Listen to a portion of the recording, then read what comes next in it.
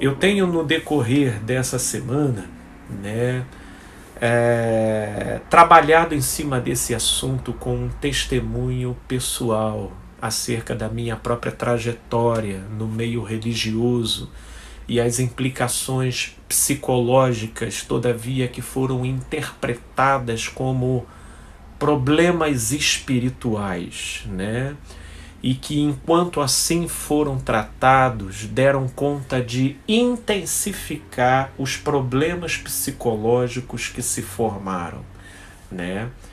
Isso porque, falando de maneira muito sucinta, Jesus ele coloca lá em João, no capítulo 3, se eu não estou enganado, na conversa dele com Nicodemos, que aquele que é nascido, deixa eu até pegar aqui e confirmar para não me ver passando informação equivocada, mas a conversa dele, eu tenho quase certeza, lá em João 3, é isso mesmo, na conversa dele com Nicodemos, ele coloca aquele que é nascido do...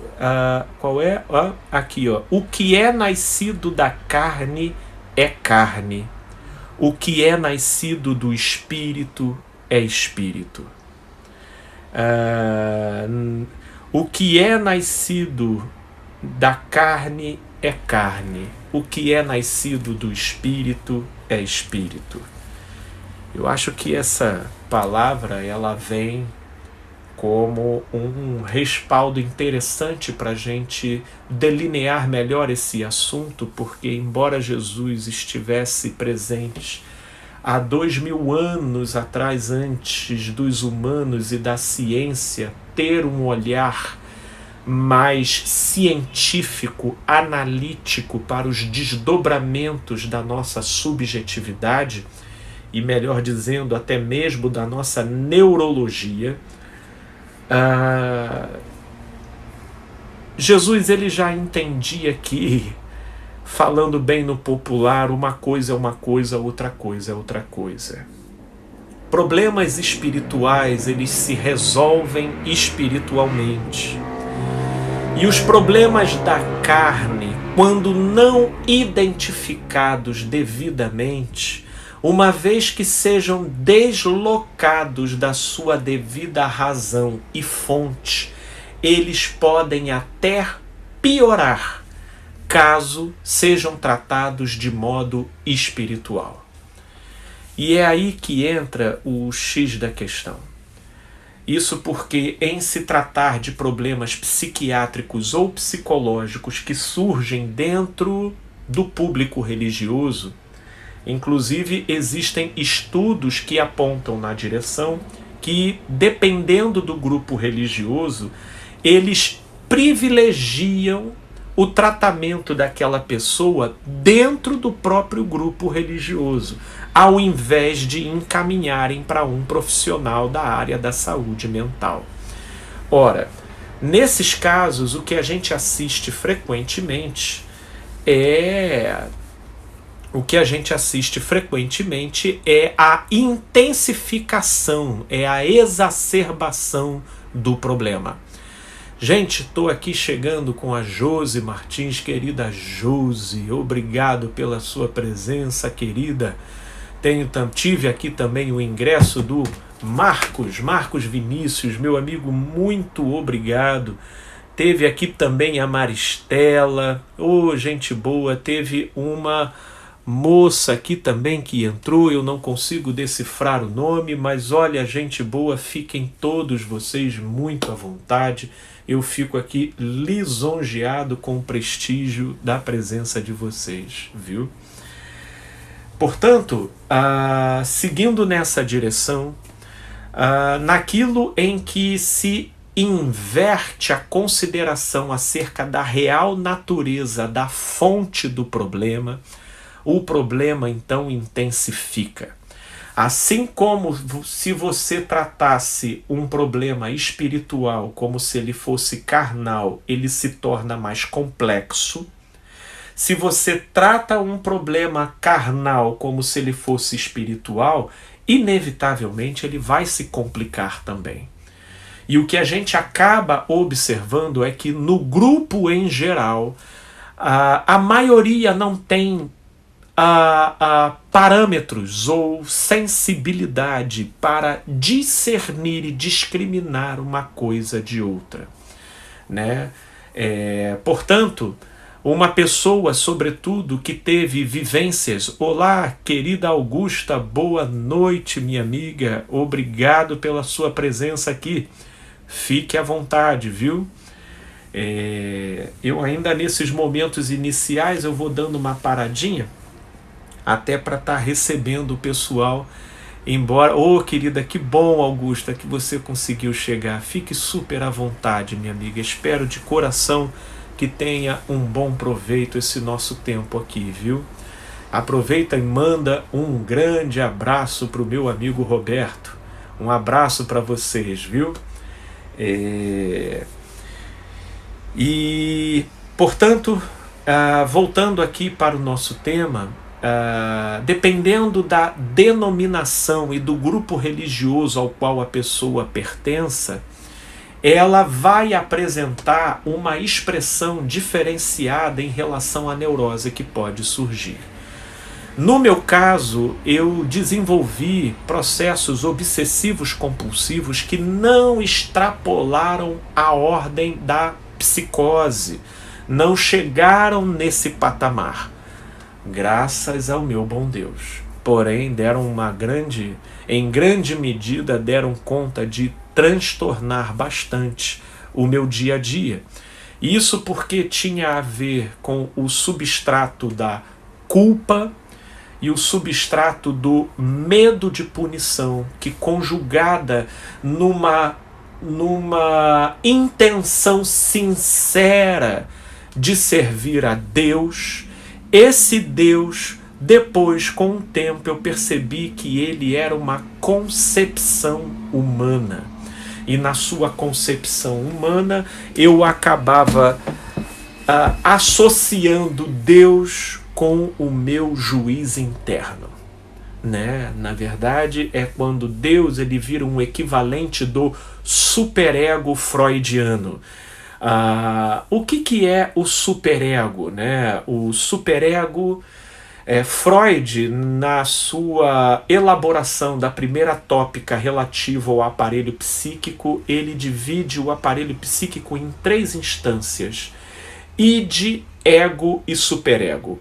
O id, ele é o núcleo onde habitam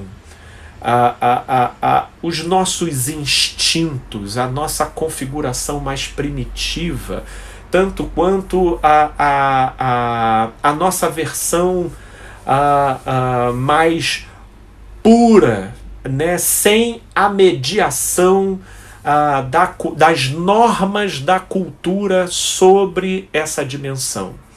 Já o superego já é uma dimensão que recebe a manufatura da cultura. Ela é processada, ela vem da absorção das normas, das regras e das leis e dos limites que o ambiente externo estabelece sobre o sujeito. A conjugação e a compilação de todos esses dados formam essa dimensão que Freud denominou de superego e que eu aqui, que num termo mais popular, denomino do nosso juiz interno, né? Olá, querida Neide, obrigada, minha amiga, pela sua presença, viu? Boa noite, fique à vontade, o espaço é seu, o espaço é nosso. Obrigado, tá tendo a entrada aqui do Marcelo, da Marli. Gente, uma alegria muito grande recebê-los aqui. Fiquem super à vontade, espero muito que seja proveitoso pra gente.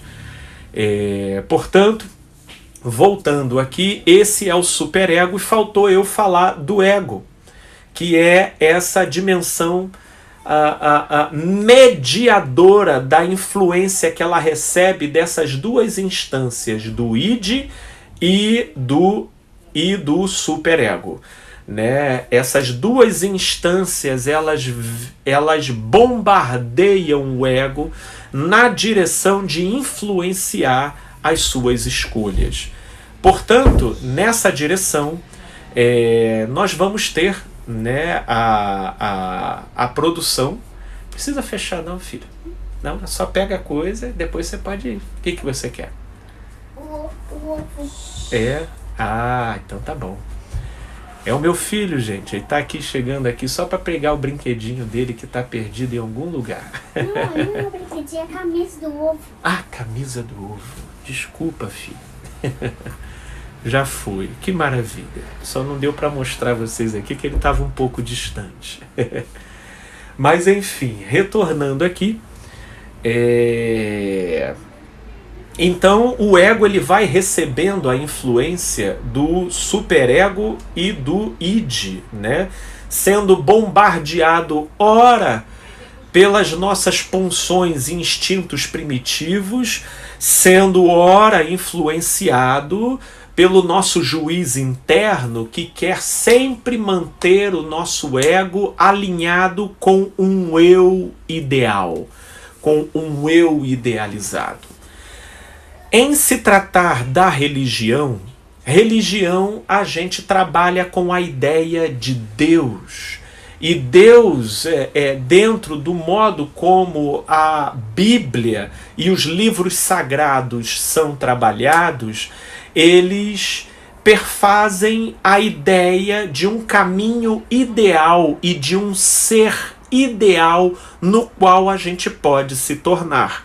A gente entra naquele caminho, ouve as diretrizes daquilo que precisa ser feito para se promover a purificação, o conserto, o ajustamento, ou seja, todas essas palavras que vão se aplicando na direção daquilo que promove um aperfeiçoamento do ser, trabalhando-se com a ideia de que nós somos incompletos, de que nós somos imperfeitos, mas não podemos nos acomodar e nos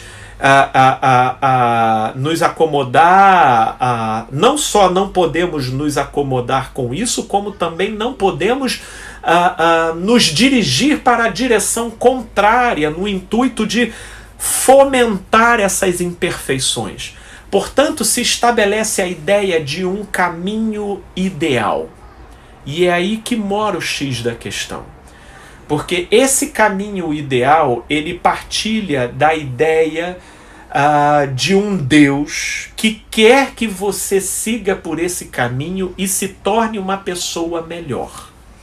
Só que na medida em que você se encontra com a sua própria relatividade, dependendo do modo como o grupo religioso no qual você está inserido trabalha com a significação dessa relatividade, você então vai ter maior ou menor intensidade nos seus sentimentos de medo e de culpa. Ora, o medo e a culpa, eles são, conforme eu estava dizendo, o substrato que fomentam, que intensificam as neuroses dentro da gente. Porque naquilo em que a gente se depara com um tropeço, uma coisa, veja bem, é você tropeçar e pressupor que com isso você vai entristecer uma pessoa, que com um tropeço você vai entristecer um amigo, ou um pai, ou uma mãe. É óbvio que isso pesa. Ninguém quer entristecer pessoas especiais. E mesmo pessoas especiais, entristecê-las já dá conta de desencadear muitos processos desconfortáveis dentro da gente, sob a égide do medo e da culpa. Agora, para imaginar se a gente pega essa dinâmica e lança ela na interação com Deus. Um Deus todo-poderoso e que ainda, diga-se de passagem, é nas mãos dele que subjaz o seu destino eterno. As coisas ganham um peso muito maior. né? E aí, se a gente for falar desses substratos da neurose, que é o medo e a culpa, peguem eles e exponenciem ao triplo, ao quádruplo, ao quíntuplo desse processo, né? De modo que, uma vez que você se veja um flagrante contra Deus, que ainda por cima possui as prerrogativas de onipotência e onipresença, dependendo da sinceridade do seu coração, você fica com dificuldade de concatenar a concepção que você faz do humor desse Deus com aquilo que você encontra como realidade dentro de você, né? E se em relação a esse Deus não sobrepujam as concepções de perdão, de amor, que na verdade foi tudo o que predominou na mensagem, por exemplo, que Jesus trouxe. E se Jesus, como afirma o autor de Hebreus, era a exata expressão da pessoa de Deus, então, se ele foi amor, deveria ser isso que predominaria em relação à ideia de Deus. Mas a ideia de Deus nos meios religiosos majoritariamente predomina a concepção da justiça, da retidão, da perfeição. E quando esses aspectos predominam, não só ativam os fiscalizadores do comportamento alheio, onde um vai medindo o outro, fiscalizando o outro, monitorando o outro, como também vai subrepticiamente sendo suscitado nos participantes do grupo uma certa tensão. Uma tensão para não vacilar, uma tensão para não ser pego numa gafe, porque acaba que o olhar das pessoas ao redor é que cumprem a função de Deus. E embora as pessoas professem verbalmente temer a Deus, na prática o que elas estão temendo é não caírem na boca de Matilde. É não se tornarem alvos do olhar de terceiros na intimidade e na expressão de particularidades dos quais elas se vejam embaraçadas de justificar e explicar para o grupo a razão daquele comportamento. Ora, eu ainda não cheguei nem na questão da psicose. Existe uma linha mais tênue, né, entre consciente e inconsciente na nossa subjetividade, ok? Dentro da nossa subjetividade foi apontado pela psicologia e atualmente a própria neurologia, a neurociência já aponta, né, já aponta essa divisão de uma cisão, de uma bipartição da nossa subjetividade, que a psicologia denominou como consciente e inconsciente. A consciência é essa dimensão aqui, que está levando você a prestar atenção no que eu estou conversando, tanto quanto a ter uma ciência geral do que está aí ao redor de você, da roupa que você está vestindo, enfim. O plano piloto da consciência é a atenção. É ela que direciona o olhar, é ela que direciona o foco de para onde você vai se concentrar. Mas a consciência, ela abarca o ambiente da qual você tem acesso aqui. Porém, isso não define a totalidade da nossa subjetividade. Dividindo o espaço com essa dimensão, existe uma outra dimensão que a psicologia denominou de inconsciente. Lá do inconsciente prorrompem sentimentos, sensações, pensamentos, intenções, cuja ignição é de natureza involuntária. A consciência não pede, a consciência não planeja. Existem conteúdos que de lá advêm e elas invadem o palco da consciência, e por vezes a consciência ela tem que lidar com determinados tipos de pensamentos e de sentimentos e de sensações que ela não planejou, que ela não provocou, que ela não pediu. Mas isso, para quem pelo menos já viveu aí no mínimo umas 2 décadas de vida, já pode se dizer experiente em ter visualizado esse tipo de fenômeno na nossa operação subjetiva, né? Afinal de contas, quantas coisas em nós são disparadas a nível de reações, a nível de sensações, a nível de sentimentos, e que não foram produzidas pela sua intenção consciente, né? Elas são produzidas involuntariamente, chegando dentro de você. Obviamente que se nós formos, se a gente sentar e submeter tais movimentos a uma análise psicológica, a gente então vai poder observar um histórico daquele movimento, daquela dinâmica, daquela sensação, mas não necessariamente obter sobre essas manifestações um controle direto. Esse controle direto a consciência não tem. Vamos dizer que a nossa consciência ela é passiva diante, num certo sentido, ok? Diante dos conteúdos que brotam do inconsciente até ela. Os maiores expoentes da psicologia, Freud, Jung e companhia, todos eles foram praticamente consensuais no entendimento de que a melhor maneira de se acessar o inconsciente seria pelo intermédio de sonhos.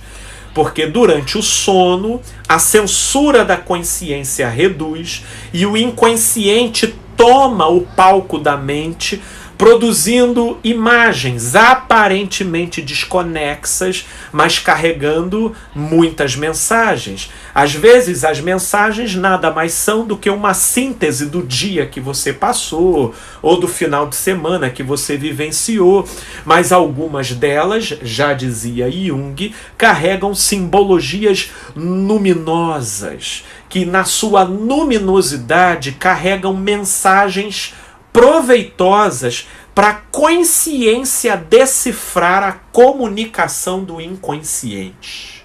Que isso? A gente vai descendo aqui, eu espero de coração que vocês estejam acompanhando, ok? Mas tudo isso para a gente tentar entender de maneira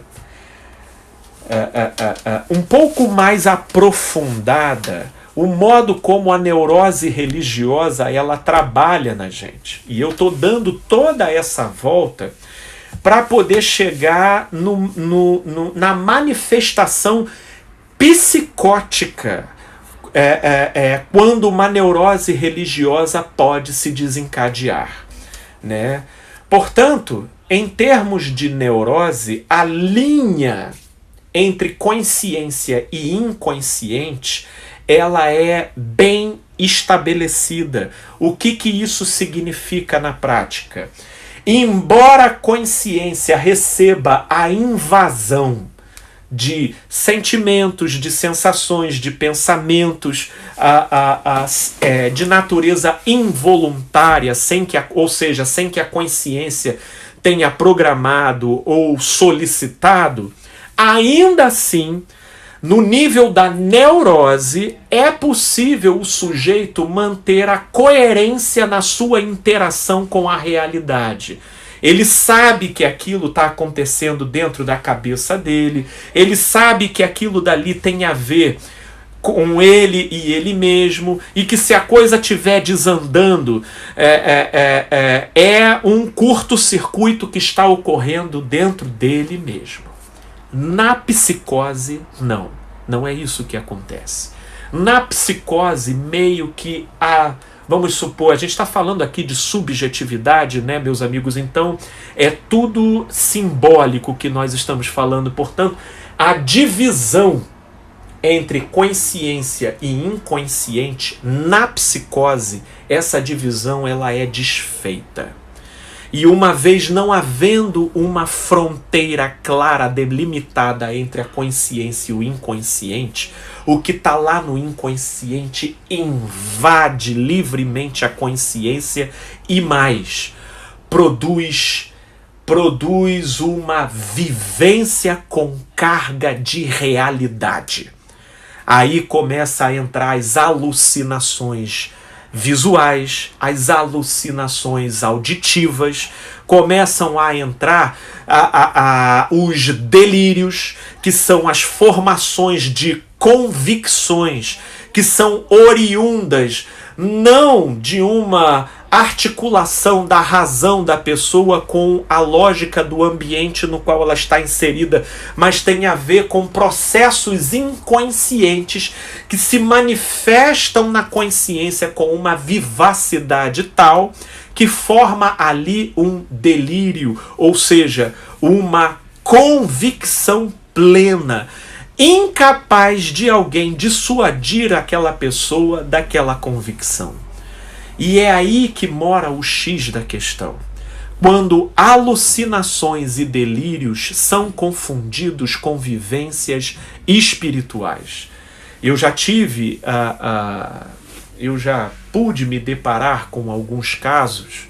Tive, por exemplo, uma pessoa querida, ela não foi uma paciente, mas ela foi uma pessoa do meu convívio na época da religião. E que ela pulou da janela do 3º andar. Mas a intenção não era se matar, ela estava num quadro delirante. Com o conteúdo simbólico religioso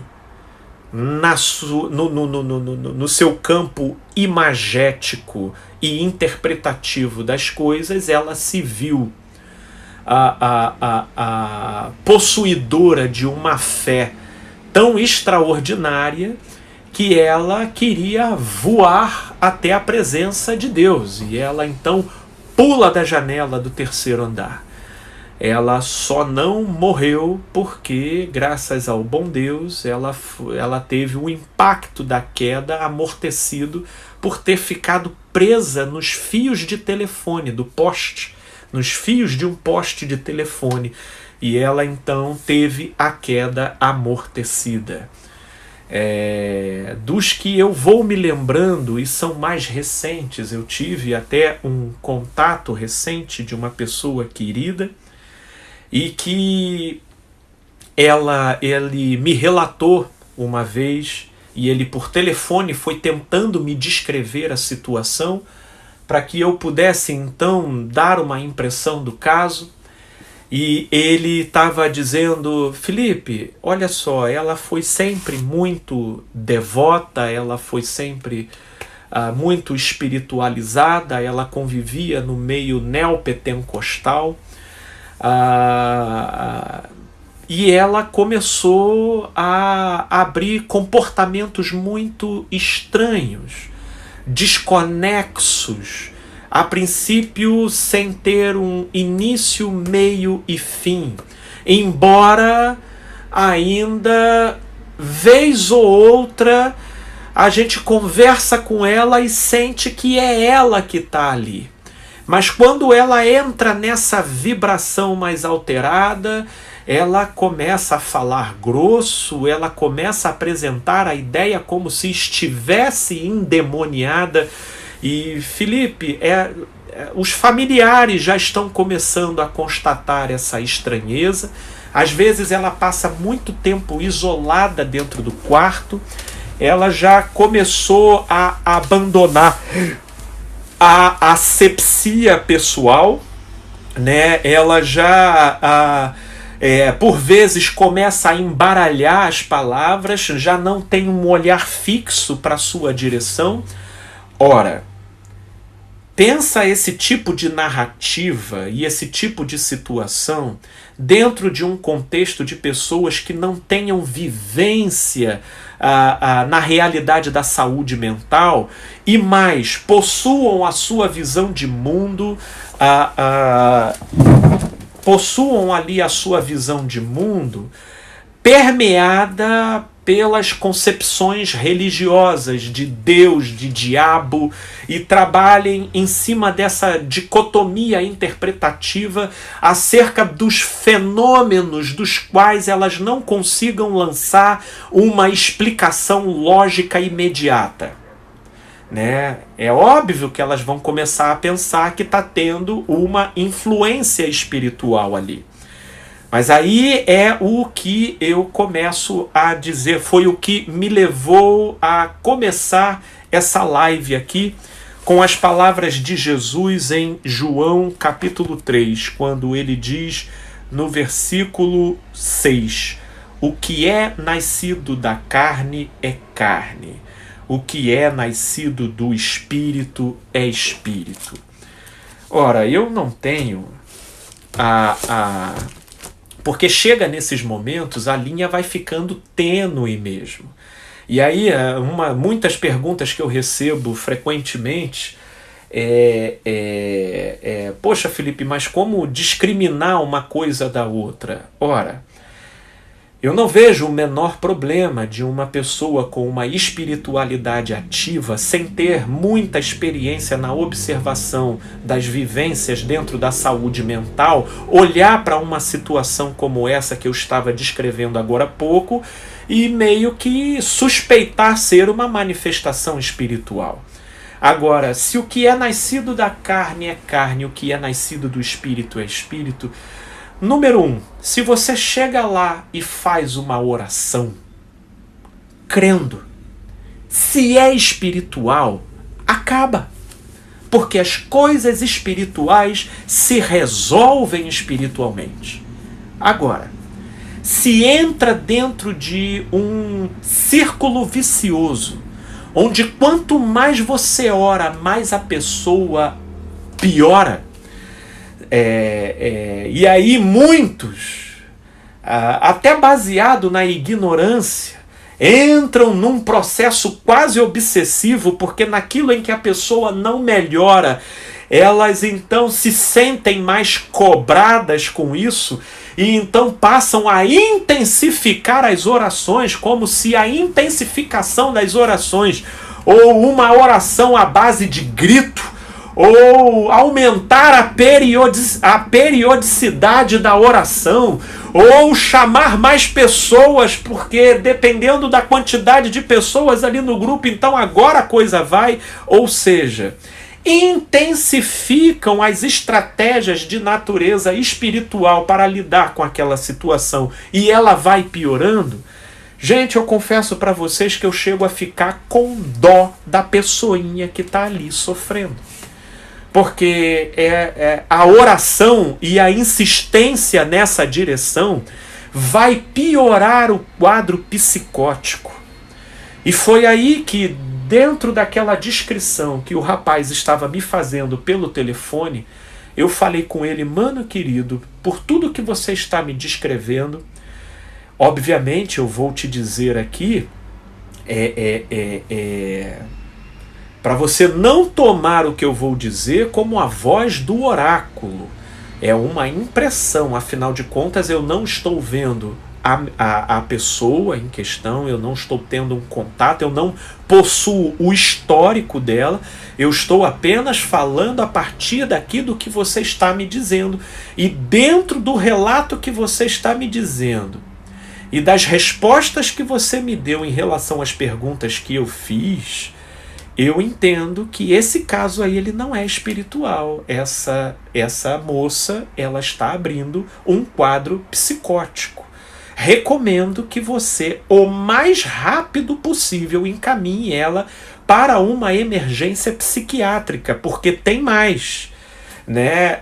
Uma pessoa, quando abre um quadro psicótico, e é bom que isso fique aqui registrado como informação, quanto mais tempo ela passar em psicose, mais vulnerável ela estará à degeneração neurológica. Os neurônios eles vão definhando, e dependendo do tempo decorrido com ela em quadro psicótico ativo, ela pode ter comprometimentos cognitivos irreversíveis, entende? Por isso que esse é um terreno muito delicado e que a gente é convidado a não brincar com isso, entende? Embora muitas pessoas vendo quadros dessa natureza, até por terem um relato não só histórico, né, religioso, mas até dentro da vivência de determinados ambientes religiosos, por exemplo, os ambientes neopentecostais, eles trabalham muito com a expressão corporal, né, onde pessoas, quando elas se veem, tanto quando elas se interpretam como cheias do Espírito Santo, tanto quanto quando elas interpretam que o sujeito está endemoniado, ambos trabalham com expressões corporais. Né? Isso dentro de determinados segmentos, principalmente os neopentecostais. Quem está cheio do Espírito Santo dentro de determinados ambientes, por vezes pula que nem uma pipoca, por vezes cai no chão com experiências de êxtase. E os endemoniados, geralmente, existe até uma coreografia já um pouco batida, né? Dos sujeitos lá que entortam o braço para trás, vira a cabeça e começa a falar grosso. Eu acho interessante porque, olha, eu não quero de maneira nenhuma desdenhar a fé. Eu sei que eu estou num terreno delicado, mas quando você começa a conhecer as dinâmicas da subjetividade, né? Você vê determinadas manifestações espirituais, sobretudo aquelas que são endereçadas à possessão demoníaca, que sinceramente eu não preciso nem do nome de Jesus para terminar com a coisa, basta um balde de água fria, você entendeu? Você pega ali um balde de água fria que você acorda o sujeito assim, ó, puf! Porque o que acontece, né? E aí a gente vai entrando aqui, as reflexões vão surgindo. As manifestações corporais, né? Elas vão se desdobrando nas pessoas, e as pessoas que vão convivendo e observando, eu estou até a minha amiga Cristine aqui, se eu não me engano a gente já até conversou sobre isso, né, minha amiga? Enfim, mas voltando aqui, como as expressões corporais, né, nas vivências ali dentro daqueles ambientes recebem sempre a significação ou da pessoa recebendo uma visitação do Espírito Santo ou uma pessoa recebendo a fustigação de demônios, a expressão corporal e a alteração das feições e do gestual corporal da pessoa se altera, que se numa vivência de ordem psicótica o comportamento da pessoa começa a alterar, né? O comportamento, o gestual da pessoa começa a alterar, e se ela não tem nenhuma vivência de observação dentro da ciência da saúde mental, como é que você acha que ela vai significar o fenômeno? Ou ela está recebendo Deus, mas aí como ela não consegue concatenar uma coerência no comportamento da pessoa, então não restará alternativa a não ser aquela pessoinha ser interpretada como se estivesse sendo assediada ou obcecada por espíritos malignos. Aí, tudo bem, o primeiro recurso vai ser chamar o pastor, como fizeram com essa moça do exemplo que eu estava dando, que aconteceu comigo.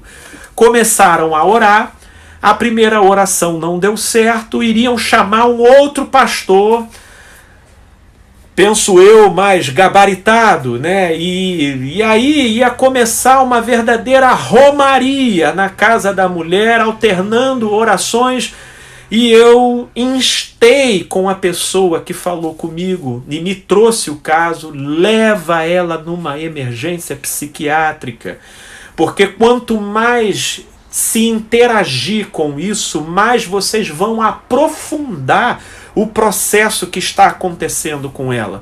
Isso porque se ela está verbalizando e atuando com essas imagens de natureza religiosa, não é necessariamente porque algo espiritual esteja ocorrendo, é porque esses conteúdos de natureza religiosa já faziam parte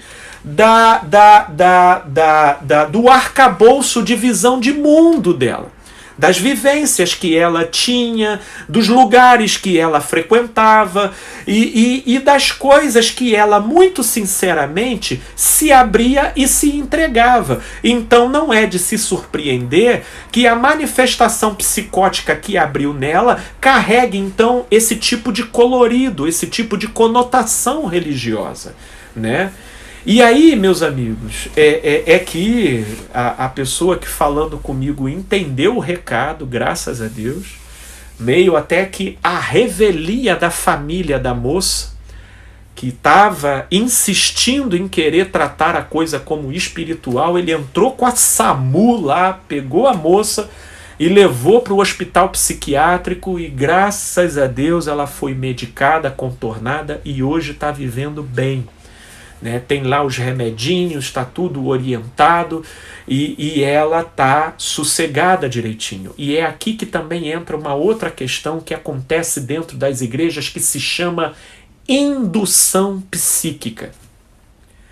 Amigos, uma autoimagem comprometida, uma baixa autoestima, uma pessoa com vivências traumáticas muito fortes e que tenham produzido nela inseguranças, medos e culpas exacerbadas, dependendo do meio aonde ela entre, aproveitando-se, né, da ignorância de visão de mundo que a pessoa tenha. Se o camarada lá do púlpito começar a dizer manifesta, pomba gira, manifesta isso, manifesta aquilo, e começa a dizer, a gente está orando, você vai manifestar, dependendo da autoestima, da autoimagem, da qualidade da subjetividade da pessoa ali inserida, e como nós já falamos anteriormente, se a linha limítrofe entre inconsciente e consciência dessa pessoa for uma linha tênue, a pessoa pode entrar num transe associativo que entra em relação com a indução que está sendo feita pelo líder lá na frente, e ela começa a produzir uma manifestação da coisa, só que não de natureza espiritual, de natureza psicológica. Como nós estávamos dizendo, não é para se resolver com o nome de Jesus, é para se resolver com um balde de água fria. Por isso é que essas pessoas todo domingo vão lá e vão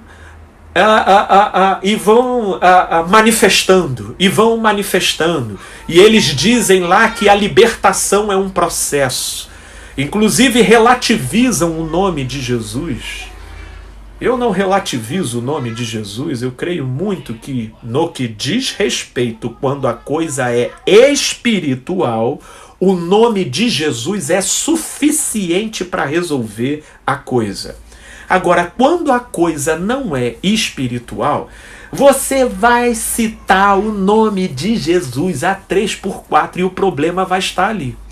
E aí, O campo interpretativo ele é tão fadado para a neurose que, porque a coisa continua ali e a pessoa está usando o nome de Jesus e a coisa não está resolvendo, o que a pessoa vai concluir? O problema é meu, sou eu que estou em pecado, sou eu que não tenho o poder que aquele pastor tem, sou eu que não possuo uma influência espiritual. Não tem nada a ver com isso, amigos e amigas.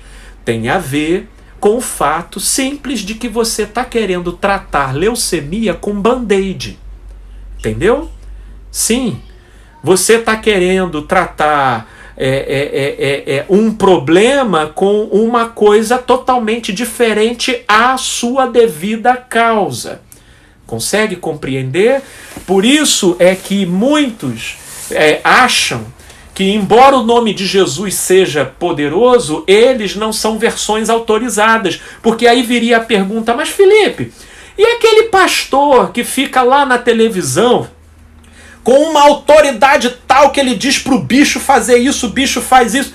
Meus amigos, perdoem o meu ceticismo, mas aquele diabo que está ali é um diabo contratado, né? Tem agências de atores.